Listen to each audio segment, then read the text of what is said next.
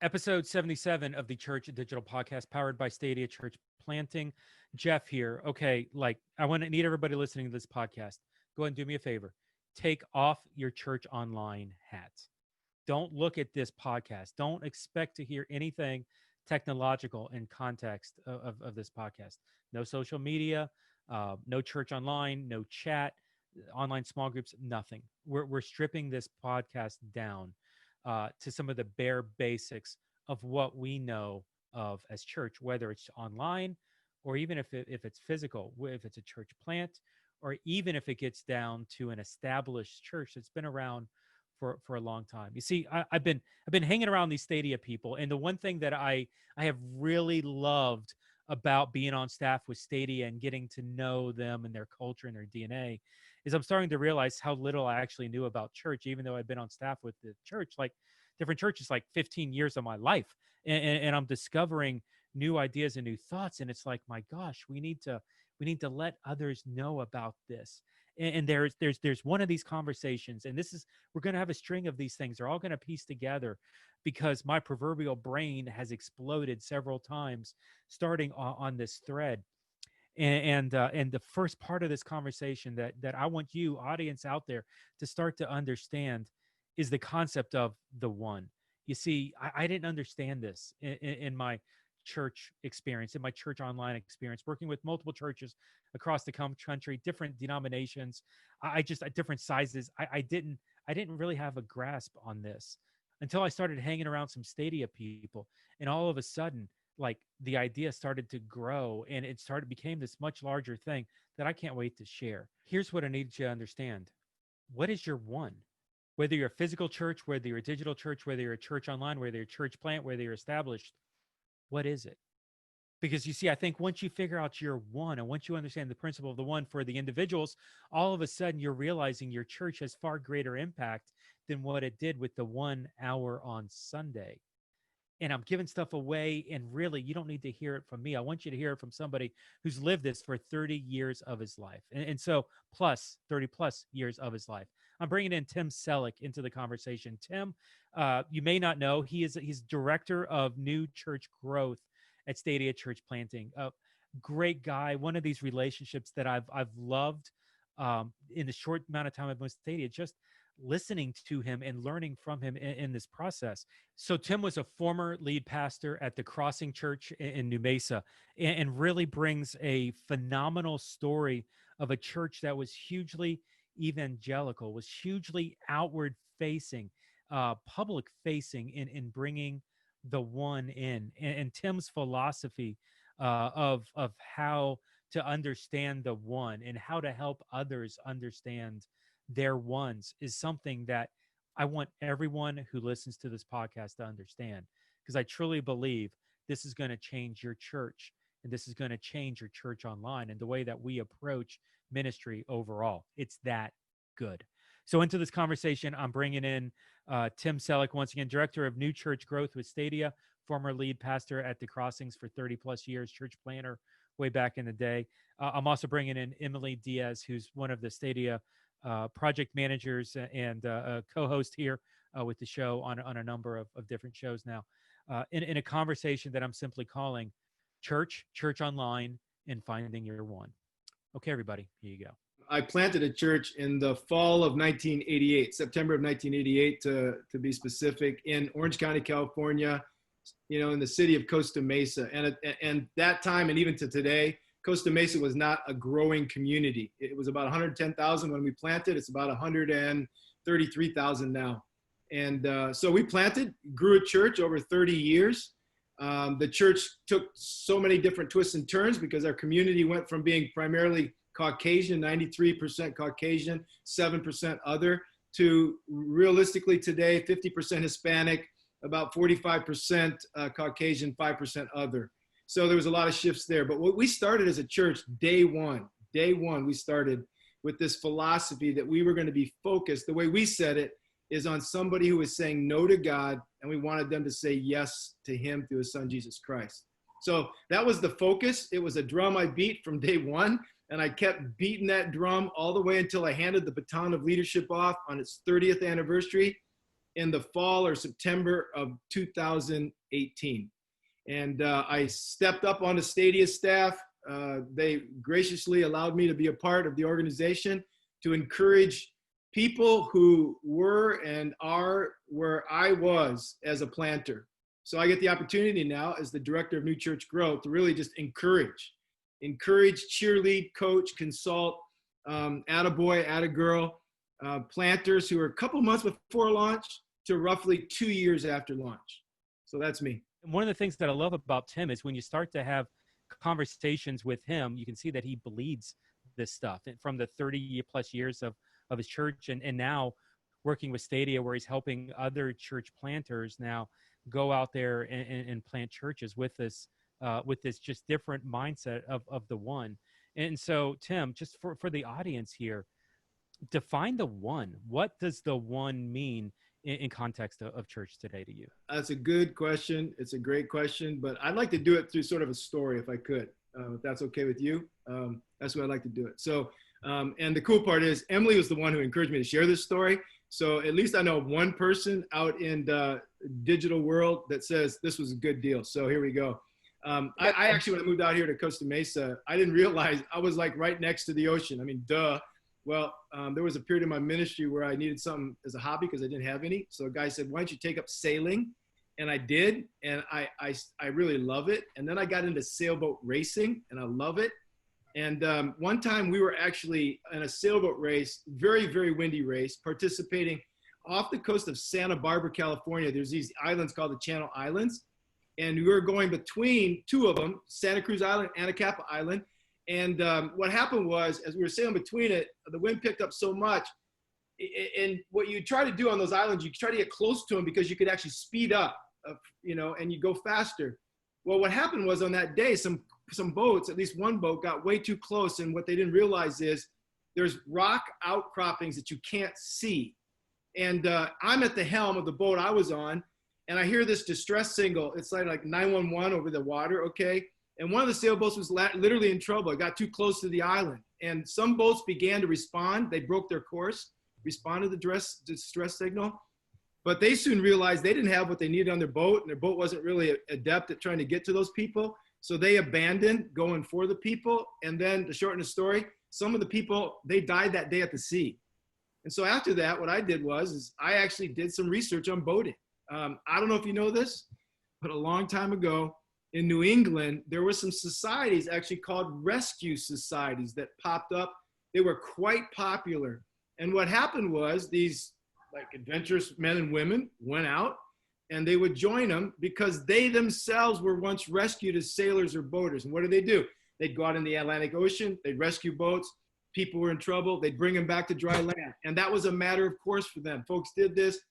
And the people felt burdened for them, and so they kept doing it. Well, after these rescue attempts, what would happen was they would come back together as a rescue outfit, and they would themselves recover. They'd share meals, they'd share stories, and yet because they knew what it was like to be rescued, they'd get back in the boat and they'd go back out. And then they'd come back and they'd share some more meals, some more stories, some more drinks.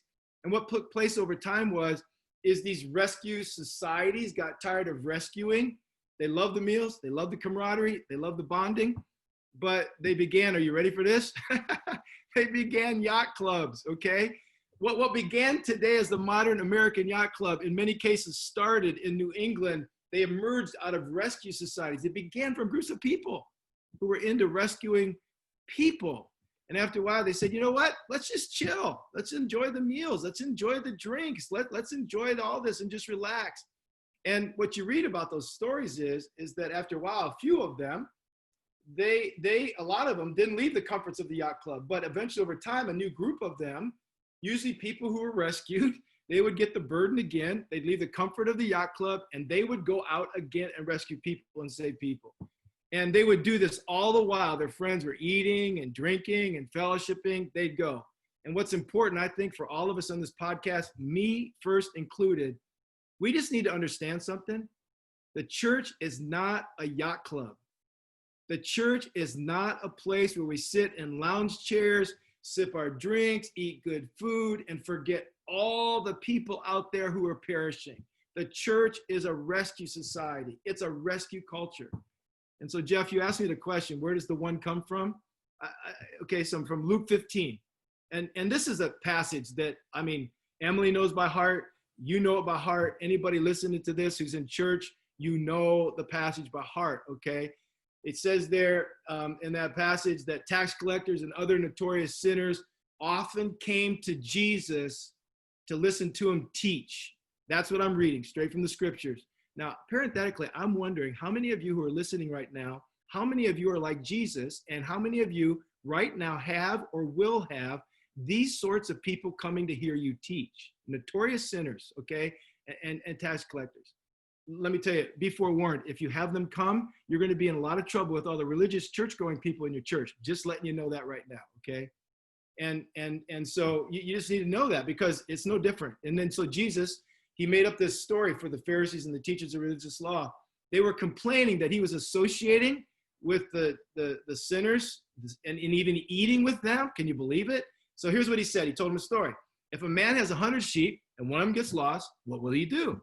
Won't he leave the 99 others in the wilderness and go search for the one that's lost until he finds it? In other words, Jesus left the yacht club and all the comforts, and he went back in the boat for the one person who was perishing. That's where the concept of the one comes from. I love it.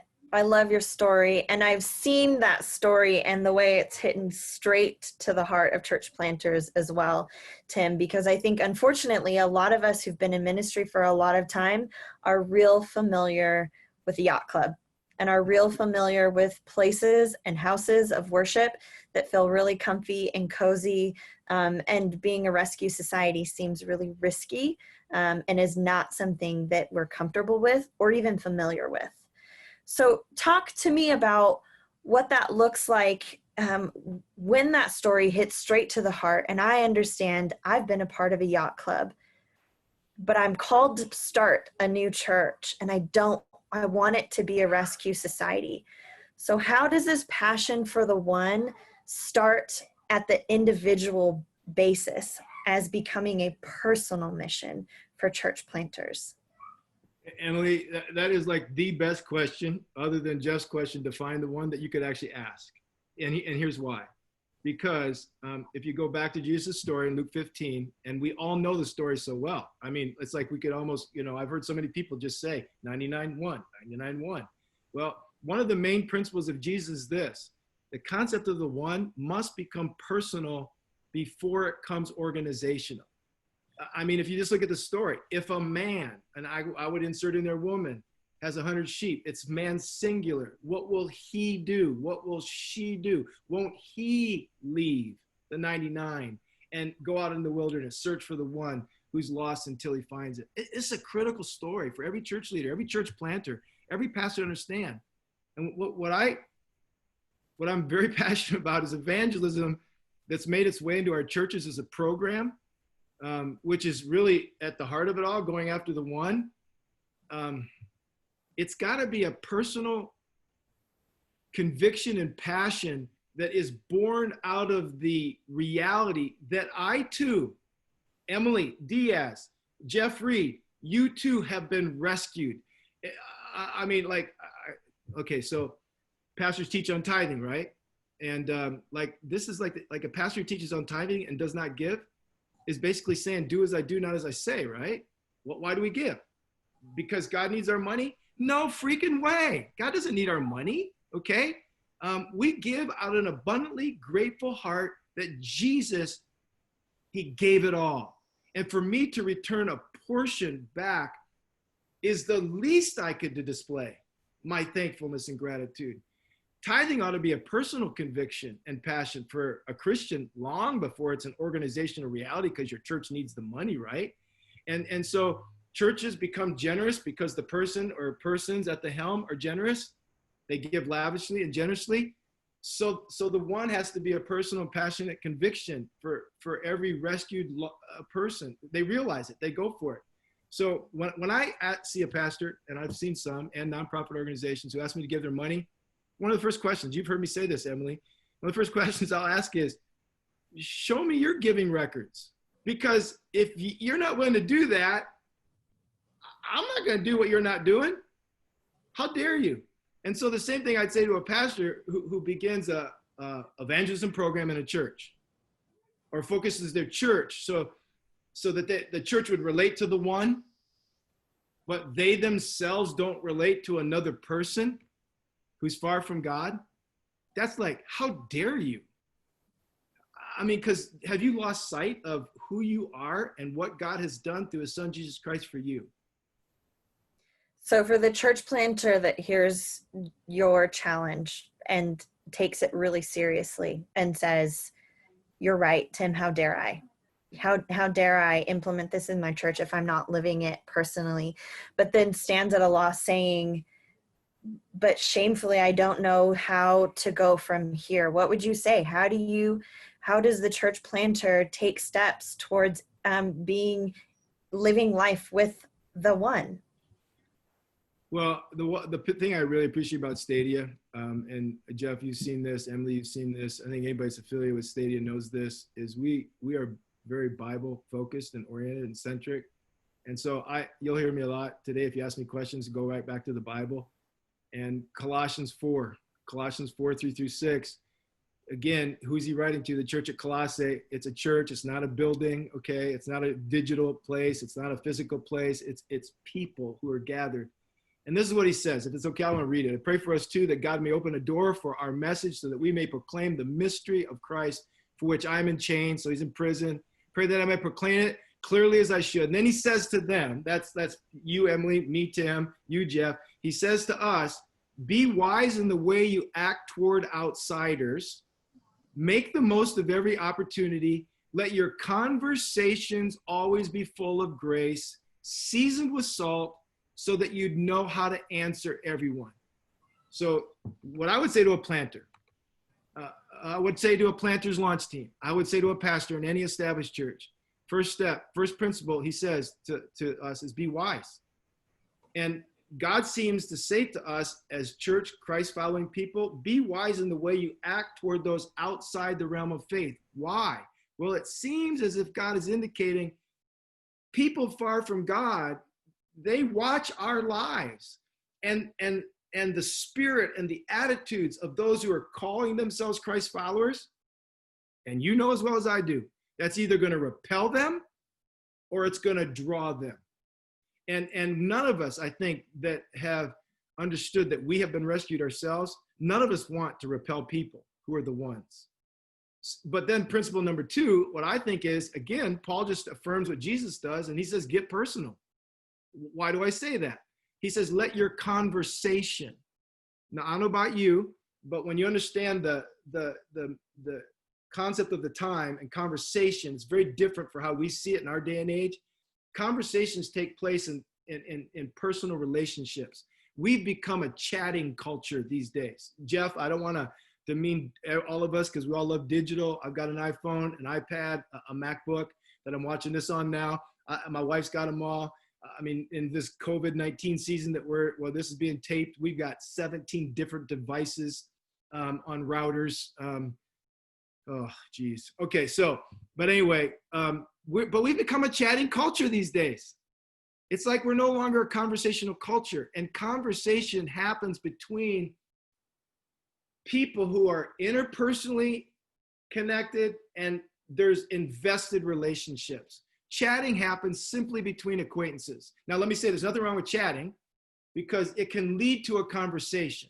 But often what I see these days for people who say they want to reach the one, what I think happens so often these days for pastors and planters, church leaders, we're good at chatting. We hear a message on evangelism and we go, oh, I'll talk to the barista about Jesus.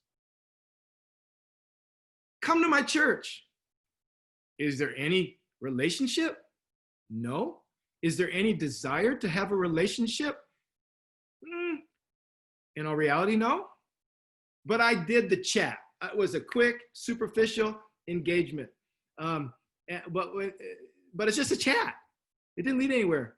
And I think sometimes it doesn't lead to conversations because did you see that in Colossians where it says, always be full of grace? So our lead card in all conversations, face-to-face, text, Zoom, social media must be saturated in grace and kindness and understanding. And then the last thing, Emily, to your question, like, how do I go about this process? I think you have to understand that once in a while, as you have these relationships with the ones, there's going to be times where you're going to need to take a stand. But that's number 3. That's not number 1. Because he says, let your conversations be seasoned with salt. So it's the third in the progression. And I personally, I kind of resonate. This is just me personally. I don't know him, so I'm name dropping, not because I know the person, but Tim Keller. He says that, and I agree with it, that we're going to need to take a stand. We ought to be, like sold out for racial justice. We ought to be superly charged and concerned over the poor, pro-life, and also Christians should believe, Christians, that sex should only be between a man and a woman in marriage. Now, I know I just dropped bombs, but I'm just telling you that, but that's after invested conversations and interpersonal interactions. That's after wisdom. That might come to play. I hope but that's how I gone about it. That's how I try to go about it. And, here's the last thing I'll say on that is, as a paid Christian professional, I'll admit it is hard, because one of the greatest tragedies of Christianity that unfolds in most of our lives is that we become more and more insulated around a Christian subculture and a Christian bubble. And so most of us, let's just be honest. If you're listening today, you just be honest. Do you have this relationship? Because the greatest gift you can give to another human being is an introduction to the God who loves them. And I don't know about you, but I want to be the kind of person someday who says, hey, thanks for not giving up on me. Thanks for coming after me. Thanks for getting in the boat and seeking to be about rescuing me. But it's hard. I mean, having said all I said, I just identify with everybody. It's hard. I struggle with it even more now with Stadia than I did as a lead pastor of a local church. Yeah, there's a lot of controversialness in there. And I even want to back up even before the 3. You only have 17 network devices in your house. That's it. Yeah. I'm kind of surprised at that. I don't know, maybe it's the kids that I've got, but I'm probably in the 40s or 50s. So, you're yeah, the digital expert. You're like the digital Superman. I mean, come on. Evidently, and it all goes down because the ISP wigs out. So like I feel, but no, seriously, there's some really rich ideas in there. Let's follow up on it. Maybe it's controversial, maybe it's not, but why go after your one instead of going after everyone? Like, and I am not a 30-year lead pastor, and so like teach me in this, help me understand. I look at verses like 1 Corinthians 9, I think it's 22. I become all things to all people. Paul's talking about so by all means possible I might save some. And I've had pastors tell me that we need to be doing everything and getting out there and trying to reach everyone, and that really kind of challenges even some of my own ideas of an individual relationships and building off of that. And so I feel that tension. Others out there feel that tension. Help us understand here how to balance that. How should we handle this situation?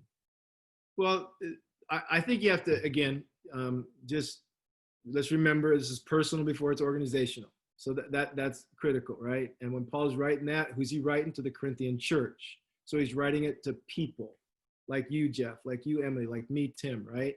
And if you go through the whole context of the passage, he says, when I was with the Jews, I lived like a Jew to bring the Jews to Jesus Christ. And then, he says, when I was with those who follow the Jewish law, I too lived under the law, even though I'm not subject to the law. I did that so I could bring those people to Christ. When I'm with Gentiles, another people group, okay, I did who they don't follow Jewish law. I lived apart from the law so I could bring them to Christ. And then he goes on, when I was with those who are weak, I shared their weaknesses, for I want to bring the weak to Christ. So then your part that you quoted, Jeff, a lot of people take that out of context. Yes, I try to find common ground with everyone, doing everything I can to save some. So then what everybody says is, in a church context, but remember, we're not dealing with organization reality yet. But a church is comprised of a bunch of different individual ones. Jeff is a one unit. You know, Jeff's got a wife. Jeff's got kids. They each get one. Emily, you know, Abiel, Tim, Sue. So he lists out specific groups. 3, Jewish folks, Gentile folks, and weak folks. He was trying to find common ground. Paul was a unique dude. He was a multifaceted, multi-talented, multi-relational guy, okay? And I think what he's saying is this. He's got some things. He was a Jew of all Jews, he tells us in the scriptures, right? God redirected him to the Gentiles, and he was weak. He had his own pain in his side, you know. So he's saying, okay, I have some things that put me around some ones who could in reality be my one. And I think we'd all have to agree on this podcast, like just in the 3 of us here, we've all got our something. For you, Jeff, it might be digital. I also know that you happen to enjoy the martial arts. So for you, it could be the martial arts could be your something, okay? Emily, your something, I know because of Ciudad de Gracia, you got grafted into a Hispanic culture, okay? That's one of your some things. What's another something that I don't know about Emily that we all need to know? I'm a hiker. Okay, they're your hiker, and God bless hikers, okay? And in other words, it's not your something, huh, Tim? No, it's not my something, man. Wow. Yeah.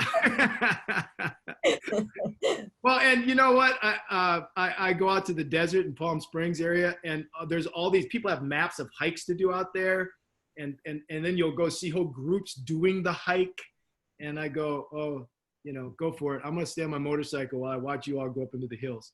But my something happens to be working out in motorcycles. Okay, and so you know, the cool part to me about this, Jeff, and the question you ask is, we each have our something, and Paul was saying we get to choose because of that something is going to put us around some ones. Will we choose to place ourselves with the one of Jesus's terminology so that you can bring that one to Jesus Christ? So if you bring your ones, I bring my ones, Emily brings her ones, that's everyone. I mean, from a contextual standpoint, okay? Okay, I'm going to just bear a little bit of my soul right now. For some of you, my one, I already said, it's like motorcycles. For years, I've had people say, you need to join a Christian motorcycle club. Okay, I'm gonna tell you right now, before Jeff gets emails about this, there's nothing wrong with that. Those are great. They do great things. But I just want to say, gag me, okay? Because the way I see it, because of my personal and passionate conviction that I have been rescued, I'm gonna leverage my one something, which happens to be one of those is motorcycle riding, to be with someone who is the one. Just like I mentioned sailboating a little bit earlier, our sailboat race team, it's comprised of people who are what we would categorize as the one. There's 6 to 8 people on the crew. There's only 2 of us, maybe 3 on the crew that would be people who have already crossed that line of faith and said yes to Jesus because they were rescued themselves. So I'm going to do everything I can in the Spirit of God to put my life around people who do something that I like to do, be around them, and then see me be used to save some, not through my power, but through the Holy Spirit's power working through me. Does that make sense? Yeah, it totally does. And you've made it clear, Tim, and just obviously in your passion and what you've said, that it starts with a personal conviction. It starts with that leader not only having that personal conviction, but leading that out and living in that way, living in whatever their one thing is with ones, engaging in life with them. And then the hope is, right, as church leaders, as church planters, that culture that is convicted within one person spreads to the organization. It spreads to the church that they are starting. So when we start to see churches transform from being those yacht club societies to actual rescue societies, what are some of the benefits and what are some of the challenges that can create within those churches? Do you really want to know? Okay, that's the question. I mean, because the benefits are many, but the first benefit is, and I love this, you develop real Christ-like maturity in those people because now they're on the mission of Jesus Christ. Luke 19:10. Again, I'm going to just keep sticking with the Bible, okay? The Son of Man, Jesus, came to seek and save that which is lost. In other words, Jesus came on a search and rescue mission to those who are lost, to those who are drowning. He left the 99, go for the one. And in that case, in that story, in Luke 19, Zacchaeus was a wee little man was he? Remember that guy? Okay, you got to ask yourself, church planter, church pastor, do you have a marina mentality? Because Emily asked about that. If an entire church is focused on the one, the idea of consumerism leaves. Because the phrase you hear in every church is feed me, feed me, feed me. I was in a mentoring group with a guy who I dearly love from a church nearby. And one day in the mentoring group, he just said, this is our first question. Okay, what's the number one reason people leave your church? He first looked at this one guy who I think is like the best Bible teacher in the whole United States. And the guy goes, well, the reason people leave my church is because they're not being fed. And then he went to the next guy, and that's what he said. The next guy, that's what he said. The next guy, that's what he said. And so what happens is when everybody's on point in mission, and when you're on mission, Jesus' mission, you actually mature, because babies and teenagers think only and always about their freaking selves. Adults think about others. So that's a benefit. Is that okay to say it that way? Yeah, absolutely. Okay. I mean, because your church actually gets more mature. You know, you think and then the second benefit is, and this is what I love about the crossing that I got to be a part of, your church will always be a safe place to hear the dangerous and scandalous message of Jesus. Because if everyone is inviting, based on their something, to someone who's a one, to, let's say, a weekend gathering, or to a small group, or to an outreach event, to a digital event, okay? If everyone's inviting their one, the entire game has changed. Because everyone's showing up, and they're always thinking about, what is this going to look like through the eyes of the person who's sitting next to me on my shoulder? What does this think about to the person who's going with us to this food serving event in our community?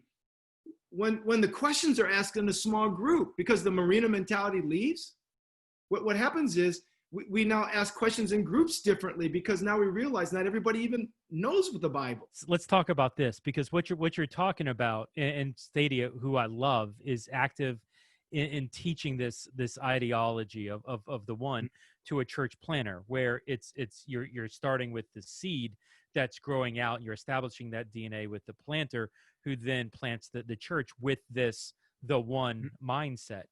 A lot of the audience of the Church Digital are existing churches, physical, digital, church online, but they're existing established churches, to use your word earlier. Mm-hmm.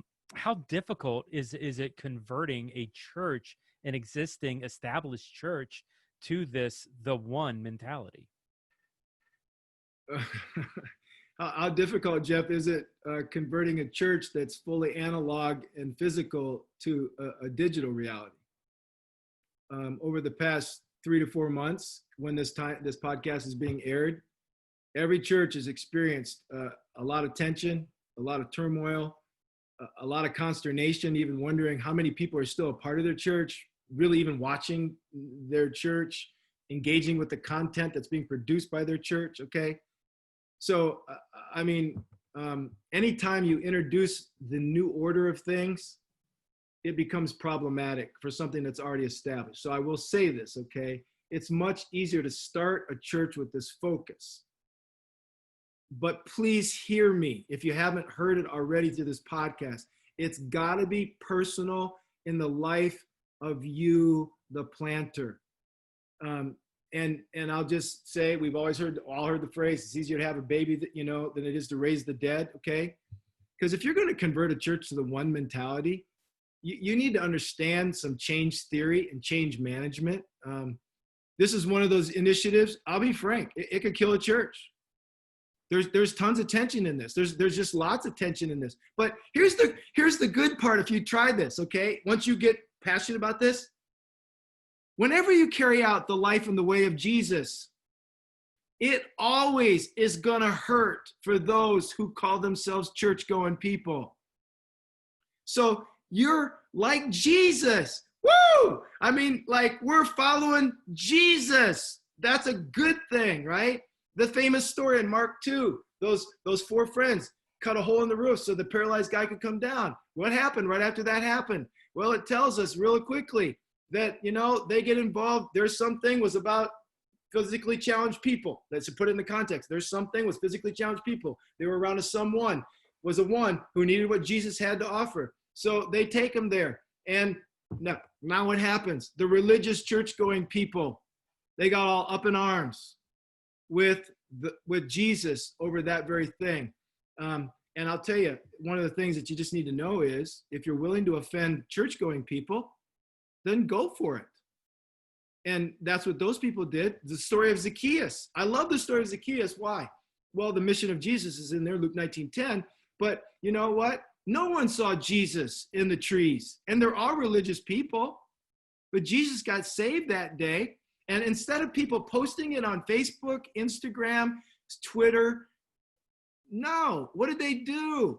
All the people in Luke 19:7, it says, all the people saw this sinful guy get saved, and they began to mutter and complain and gripe because Jesus has gone to be the guest of a sinner. So you want me to say, okay, you want to do this in your church? You're going to have to just get ready for some gossiping, some grumbling, some griping, some whining and complaining. But that's common whenever God is moving in the heart of someone who senses that they were rescued from the depths of despair and hell. They were rescued by a Savior, Jesus. And then they, because of that rescue, personally keep going back in the boat, back in the boat, back in the boat, never staying in the yacht club because they never forgot what it was like to be lost. It would seem to me having a church focusing on the ones, and the church of ones kind of becomes monotonous. We're reaching the same people, and I don't know that that's a good thing. I don't know that that's a bad thing. Even looking at types of people, spiritual giftings, race, even in this world that we're in now. How does a church that's focusing on the ones not become overly monotonous in context of the one? Yeah, and the reality is that's been the tension. I think realistically in the United States, these are, since the transition of I'm going to call it just in simple terms, the contemporary church, where shifts started taking place. And I will say it this way, Jeff, you will never drift toward the front half of the Great Commission. A church easily drifts to the second half of the Great Commission. Front half of the Great Commission is go and make disciples.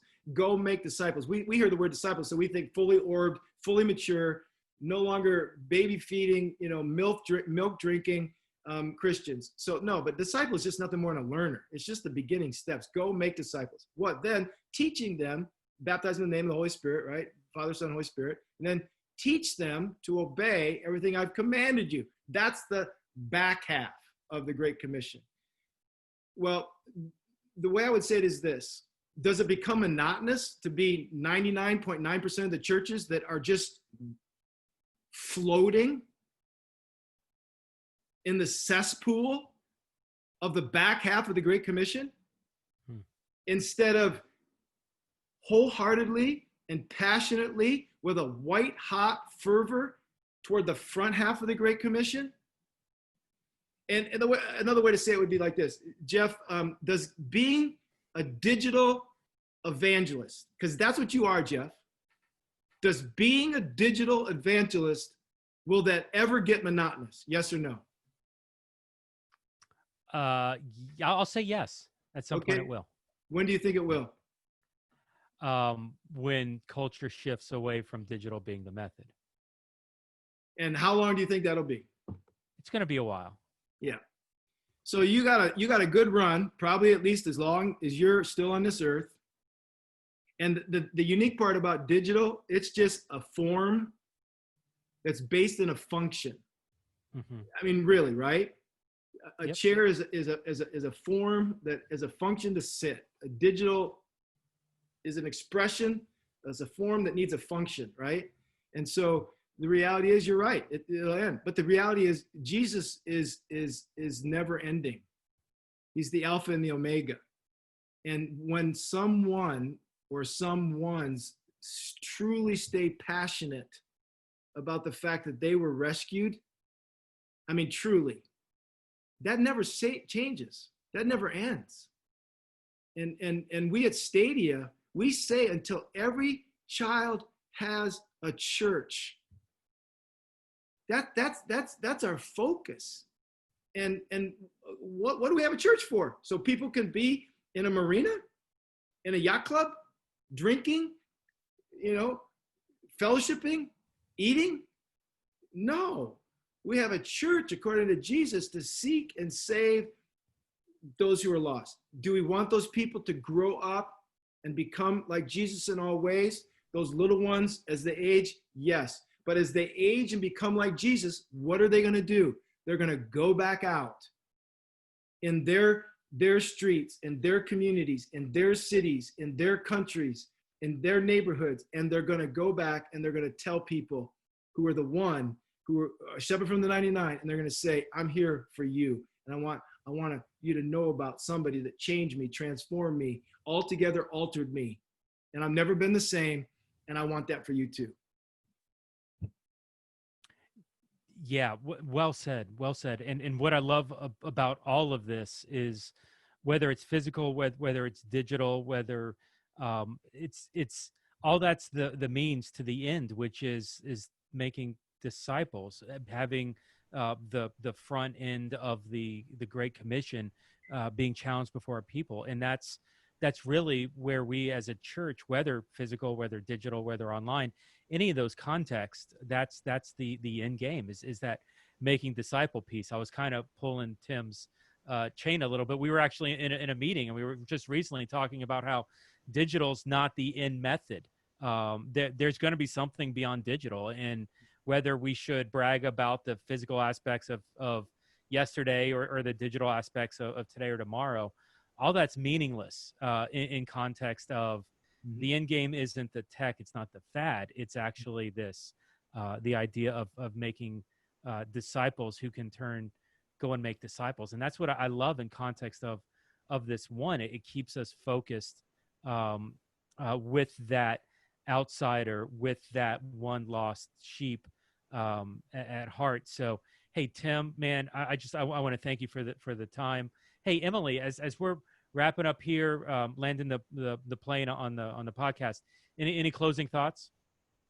I'm grateful, Tim, for your perspective and your passion for the one. And I'm really hopeful for the Big C Church, that if we have this emblazoned passion for the one, that we'll see real, true, authentic growth from people coming from being lost to being found and coming into the fold of Jesus. I'd love to see that too. Well said there as well. Tim, closing thoughts from you as we're wrapping up. I'll just keep beating the drum. I won't stop. It's personal before it's organizational. And Pastor Planter, don't you dare cast a compelling vision for what you yourself are not willing to do. You and me need to be engaged with people who are the one. And then that flows out, it radiates, it is so compelling, it is so life-altering. It'll change you, and it'll change a church. Yeah, amen. We often talk about the the value in reaching people today is not within the building. And I would even take a step further. I don't think it's within a church online broadcast or even a social media tweet at this point. I think that the value of changing an individual is in a relationship. And so whether that's in the physical or the virtual space, I told a group of pastors just recently, it was like, you don't have the power of the church anymore. It doesn't matter what you say. It matters far more about what others are saying about you, and mobilizing our people, not as attenders or even as members, but, and another church told me, it's activators in ministry, and activating them and releasing them out to reach their circle of influence. We're going to be talking a lot. We've talked a lot about this in the past. We're going to be talking more about this. And Tim opening up here with the one is really just kind of the prelude for more conversations about effective ways for us as a church to reach people, to have this evangelism, to have this outward facing, really ministry model in place, that may challenge a little bit about what we learn on the what we get from an established church. But really, if we're trying to start a movement, if we're trying to look at multiplication and get people beyond just an attender, and activating them so that they're an army unleashed on the people they know, man, it's a lot more effective when you're focusing on the one, and when you've got individuals who are focusing on their respective ones. So, Tim, man, thank you for this podcast. I really appreciate the time. For Emily, for Tim, this is Jeff at the Church Digital. Thanks for jumping on today, and we'll see you next time here at the show. You all have a good day.